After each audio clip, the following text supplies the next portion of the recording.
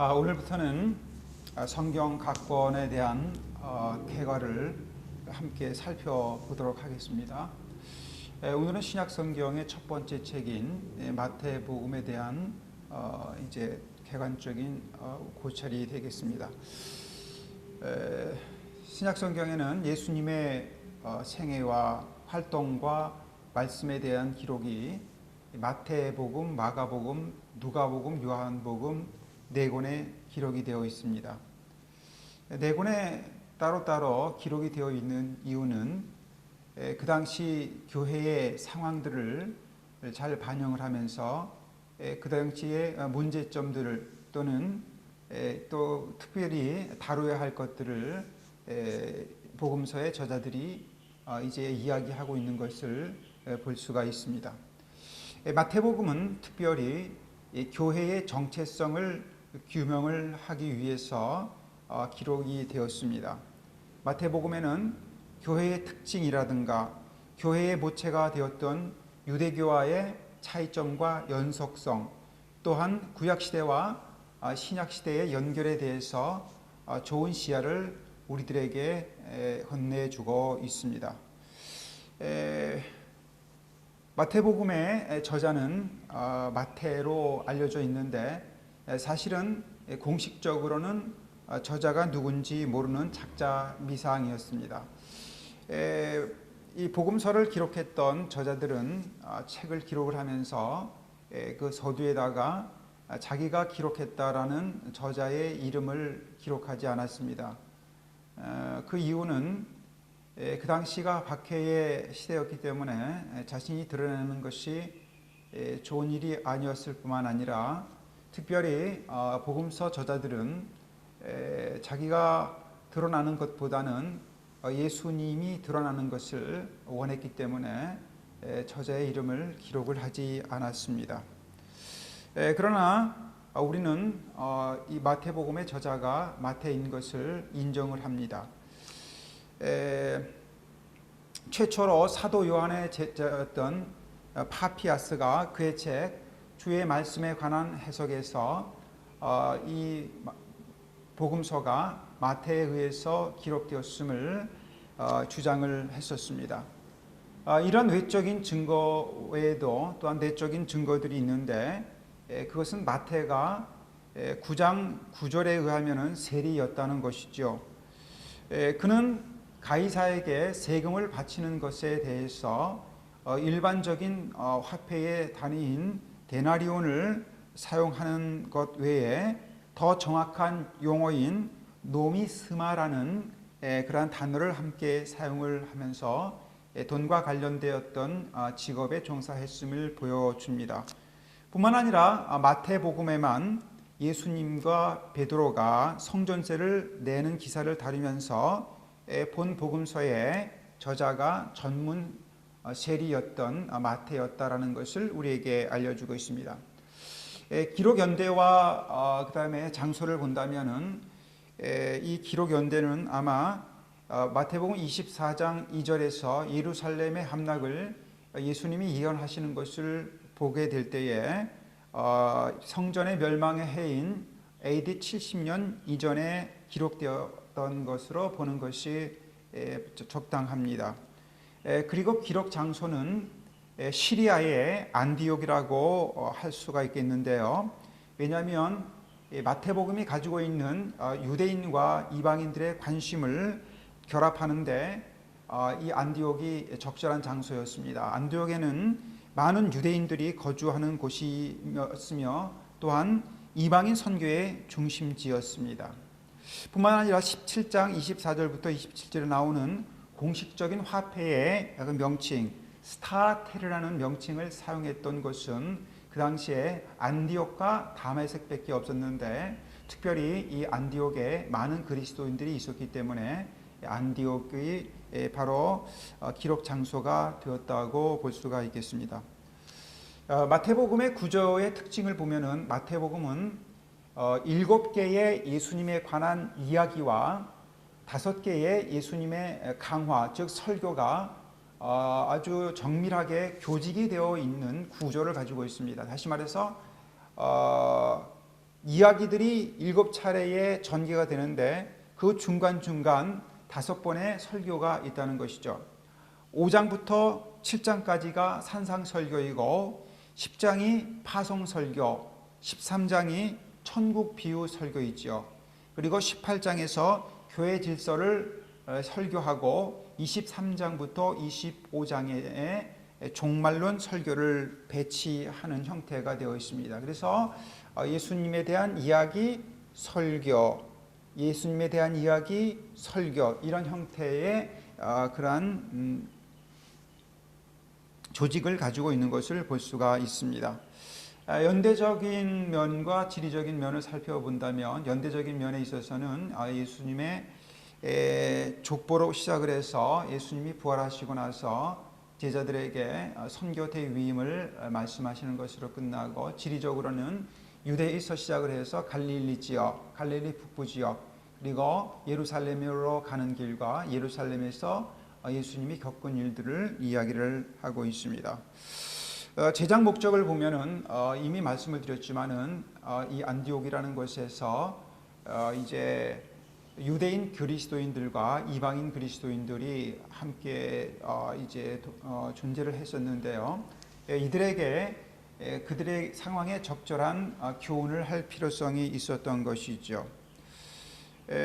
이제 유대인들 그 그리스도인들에게는 왜 너희들이 유대교의 그런 전통에서 벗어나서 하나님의 구원 계획 안에 들어온 존재들이냐라는 것을 설명할 필요가 있었습니다. 그래서 마태복음에는 이렇게 유대인 그리스도인들을 위한 배려가 나타나는데, 첫 번째 경문이나 또는 옷수를 착용에 대해서 설명을 하지 않습니다. 왜냐하면 유대인들은 이미 그것을 잘 알고 있었기 때문입니다. 그리고 마태복음에는 유대인 그 신자들이 많았기 때문에 율법에 대한 정당성에 대해서 많이 강조를 하고 있었습니다. 그래서 율법을 통해서 왜 예수 그리스도가 이 땅에 오시기로 약속되었던 메시아인지를 이야기할 필요가 있었던 것이죠. 그래서 또 이제 유대인으로 하여금 그들이 성경에서 말하고 있는 하나님 나라의 합법적인 상속자 되었다는 것을 여러 곳에서 이야기를 하고 있습니다. 특별히 마태복음의 특징 중에 하나가 구약을 많이 이용한다는 점입니다.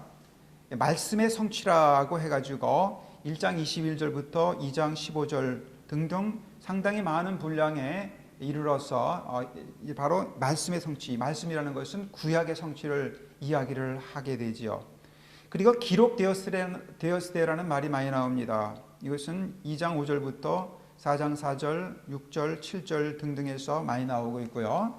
그 다음에 성경에 말하기를, 여기서 말할 때의 성경은 신약을 말하는 것이 아니라 구약을 말합니다. 그래서 구약이 어떻게 예언이 되었던 것이 예수님으로 인해서 성취가 되고 완성이 되는지를 이야기를 하고 있습니다.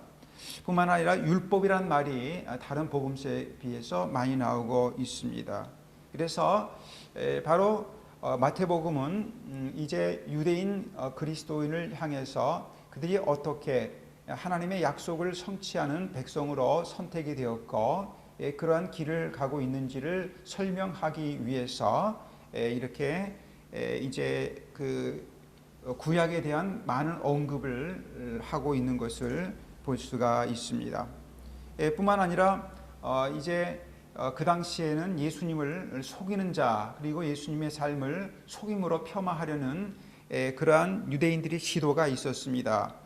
그런데 이제 그것이 아니라 예수님의 생애가 얼마나 구약의 율법을 통해서, 구약의 역사를 통해서 하나님께서 지속적으로 약속하셨고 예시하셨던 삶인가 하는 것을 이제 보여주고 있습니다. 그래서 1편에 있어서는 바로 이제 그 유대인 그 신자들, 유대인 그리스도인을 향한 배려가 있다면, 그 다른 면에 있어서는 이방인들에 대한 그런 관심도 역시 굉장히 높은 것을 발견을 하게 됩니다.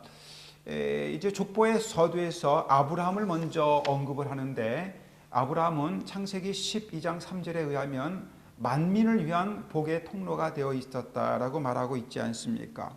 그래서 이제 아브라함을 통한 하나님의 사역이 인종적인 특권을 상대화시키고 모든 만민들에게 예수 그리스도를 통한 복음으로 진정한 하나님의 축복이 흘러 들어간다는 사실을 이야기를 하고 있습니다. 두 번째로 이제 이방인에 대한 그러한 관심을 이야기하는 것이 바로 족보 얘기 가운데서 4명의 여인들 이야기 속에 등장을 합니다.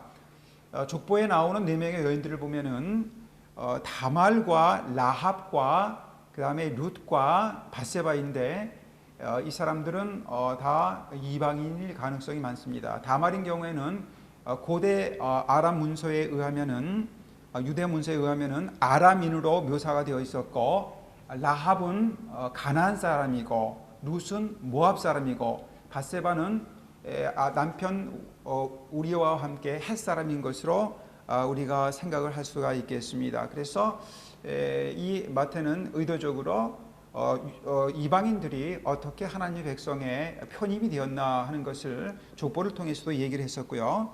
세 번째로는 박사들이 등장을 하지 않습니까? 동방 박사들이 예수님의 탄생 때 등장을 하는데, 박사들은 바로 이방 세계의 거짓 종교들을 대표해서 이방 세계의 거짓 종교들이 예수님 앞에 굴복하고 경배하는 모습을 보여주고 있습니다. 그리고 예수님이 사역의 본고지로 삼았던 것은 바로 이방의 갈릴리라고 불리우는 바로 가버나움이었다는 사실입니다. 그래서 이방인의 갈릴리였던 가버나움에서 바로 전도의 그 전초 기지를 예수님이 삼으셨다라는 것을 볼 수가 있고요. 그 다음에 예수님이 십자가에 돌아가셨을 때에 이는 진실로 하나님의 아들이었다라고 고백한 사람이 누구겠습니까? 바로 이방인의 대표격인 로마 백부장이었던 것을 우리가 발견을 하게 됩니다.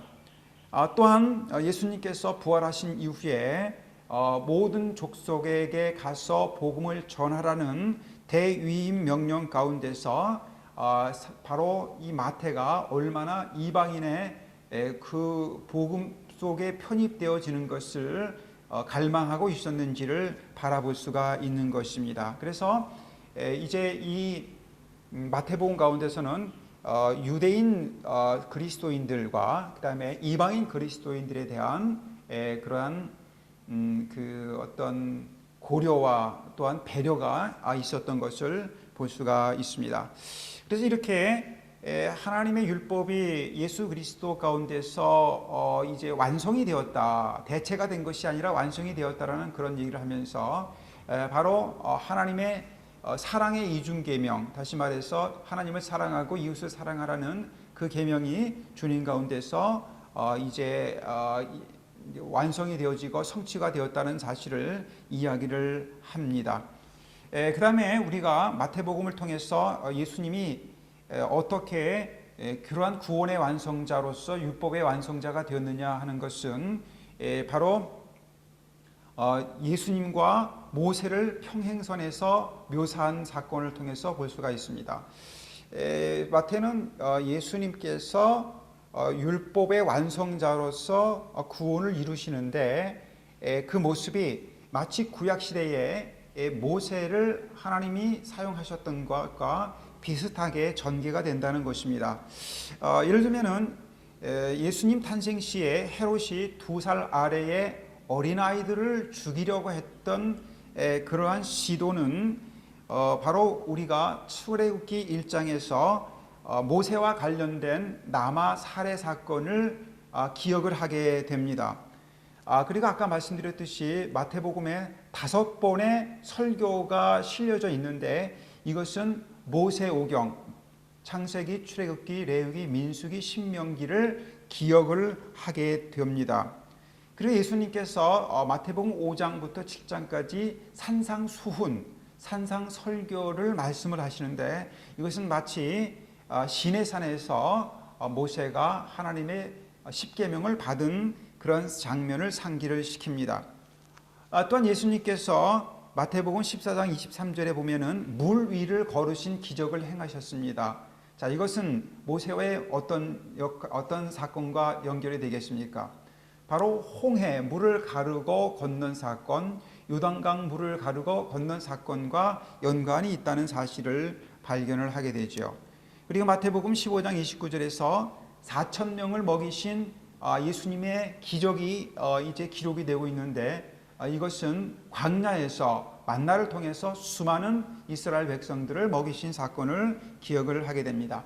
자, 왜 마태는 예수님과 모세를 평행선에서 설명을 했을까요? 그것은 모세를 통해서 하나님께서 이제 죄의 속박, 또한 파라오의 속박 가운데 있었던 이스라엘 백성들을 구원하셨듯이 이제 예수님을 통해서 하나님께서는 그들의 백성들의 죄와 형벌로부터 그들을 구원하실 분이라는 것을 설교하기 위해서 바로 예수님을 모세와 평행선에서 설명을 하고 있다는 것을 볼 수가 있습니다. 예수님께서 새로운 모세, 제2의 모세가 됨으로 인해서 이 땅 가운데 진정한 해방과 죄사함의 은총을 우리들에게 가져다 주신 분이라는 것을 묘사하고 있고 강력하게 강조를 하고 있습니다. 자, 그렇다면 우리는 이제 초대교회의 성도들을 통해서 예수님께서 그들의 정체성을 어떻게 세울 것인지를 말씀을 하셨는데, 어떤 정체성이겠습니까? 마태복음에 보면은 의라는 말이 26번 등장을 하고 있습니다. 성경에서는 의가 두 가지 뜻이 됩니다. 하나는 사도 바울이 이야기하고 있는 법정적인 의, 우리가 의인이 아니지만 예수 그리스도로 인해서 법정적으로 의인이 되었다라는 그런 개념과 함께, 두 번째로는 관계에서 발생하는 의무를 다한다라는 의미에서 그런 의가 있습니다. 의. 그래서 이렇게 예수 그리스도의 복음을 받고 복음 가운데 서서 살아가는 사람들은 관계에서, 하나님과의 관계와 이웃 관계에서 발생하는 그런 의무를 다하면서 살아가는 존재라는 것을 이야기하는데, 결국 이것은 아까도 말씀드렸던 사랑의 이중계명, 다시 말해서 하나님을 사랑하고 이웃을 사랑하는 삶으로 전개될 수가 있다는 것입니다. 자, 마태복음을 읽으면서 우리는 바로 예수 그리스도야말로 구약을 통해서 지속적으로 예언하셨던 하나님의 복음과 구원과 그 사랑이 예수 그리스도를 통해서 성취되었다는 사실을 알게 되면서, 또한 이 시대를 살아가는 우리 성도의 공동체가 이 땅 가운데서 정말 하나님으로부터 내리는 그 은총을 덧입어서 의를 이 땅에 심어나가고 의를 실행하고 의를 통해서 이 땅을 더욱더 주님의 마음에 합당한 곳으로 세워나가는 그런 존재라는 것을 볼 수가 있습니다. 그래서 우리는 이렇게 마태복음을 통해서 예수 그리스도가 누구인지를 알게 되고, 또한 우리의 존재가 누구인지를 확인하게 되는 것입니다.